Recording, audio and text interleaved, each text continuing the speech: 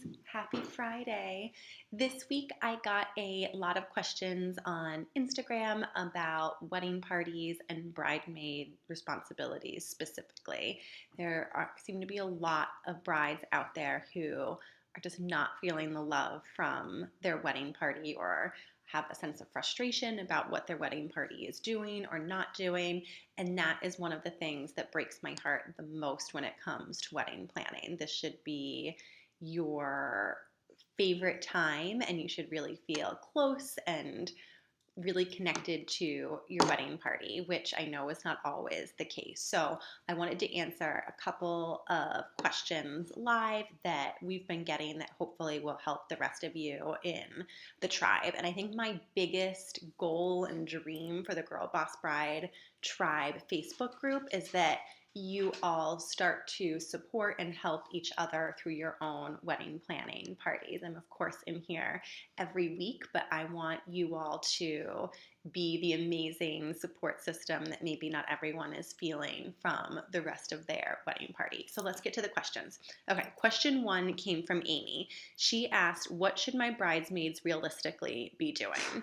That is a great question, and the answer is going to vary a lot depending on how close your bridesmaids live to you, if most of you are all in the same city. But I think when you're delegating things to your bridesmaids, try to think of kind of isolated tasks that they can do that are going to help you, but don't necessarily have a bigger component to them that everyone needs to collaborate on. For example, can they help source favor ideas for you?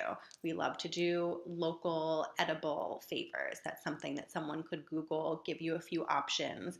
Similarly to any welcome gifts that you're doing in hotel rooms, can you give them a budget as to what you want each welcome gift to cost, and they could come back to you with some ideas. I think the biggest thing here is think about your wedding party as the individual people in it. When you're trying to ask 4, 5, 6, 7, 8, 9 women to collaborate on something, that's where schedules, communications start to go awry. So I think giving each bridesmaid their own small thing that they can do that's going to make them feel like they're a part of the day and also take some things off of your plate are really helpful. A couple of other ideas are bridesmaids accessory shopping. You probably have an idea of what you want them to wear dress-wise, but what about hair clips, earrings, shoes? Someone could probably take the lead on that and come back to you with a few ideas. It's kind of all about delegating. But the bigger things, I think realistically, are on you, your fiance, maybe your family.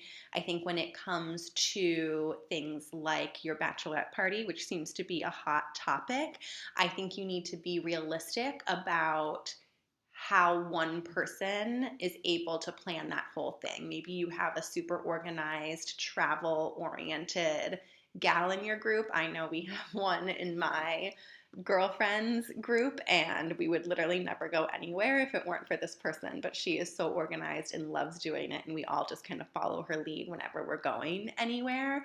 But if you don't have that gem of a soul, then you might need to give a little bit more thought and attention to the planning. So where do you want to go geographically, and then maybe the bridesmaids can help you identify hotels in that area or activities in that area. Again, don't expect one person to be able to do all of those things, but the more you can kind of look at what needs to get done and break that into individual tasks and then delegate from there, I think the better.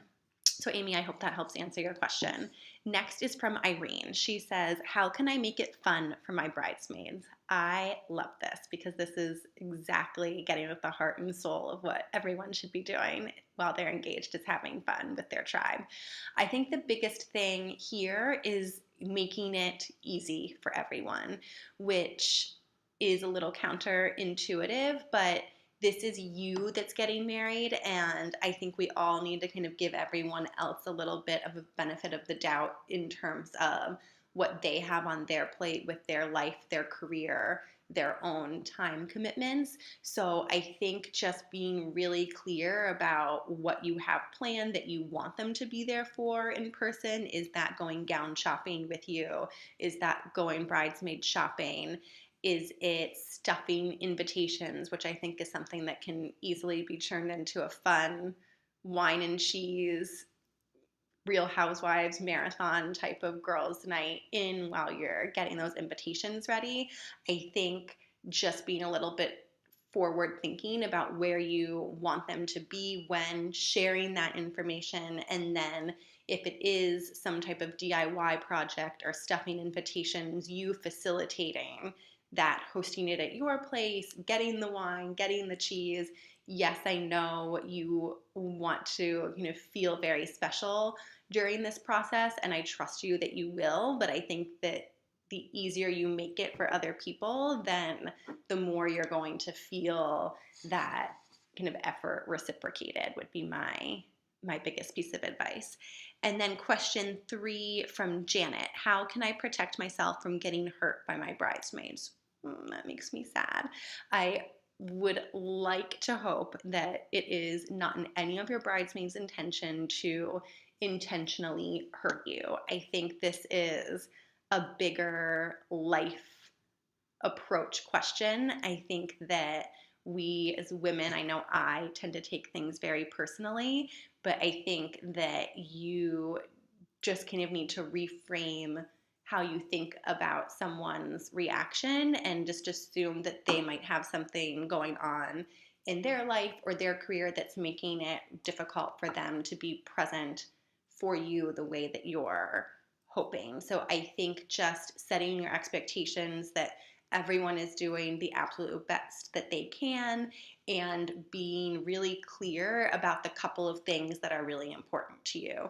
It's probably unrealistic that every bridesmaid can be at 10 different things for you, but what are the couple of things along the way, whether it's shower or bachelorette, gown shopping, what are those things that you really want them to be there for, and giving them that information as soon as you possibly can so that people can plan. I think that when you give people a sense of what you're expecting, then I find in most cases bridesmaids are going to meet you and, if not exceed, your expectations. And I would just say that the biggest thing that I think a wedding party should be doing is filling your dance floor come the night of the wedding. So if you, that's the very least that someone in your wedding party can do, and you just know that that particular person is really taxed leading up to